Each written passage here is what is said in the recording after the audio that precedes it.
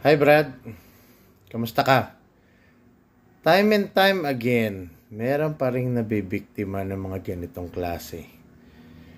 Alam mo, pag ikaw ay papasok sa isang pagkakakitaan or investment, tinatawag nilang investment kasi kadalasan yun naman ang positioning ng mga yan di ba? Pag ang investment ay sa tingin mong nagbibigay ng napakalaking interest or tinatawag nating too good to be true, malamang sa malamang hindi yan totoo or scam yan. Okay?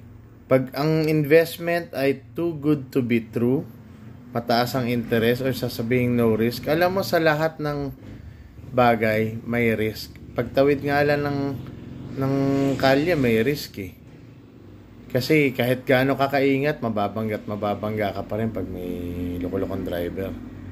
Investment pa kaya. So palaala lang ha. Mag-ingat. Okay? Mag-ingat sa scams. Pag too good to be true, malamang sa malamang scam yan.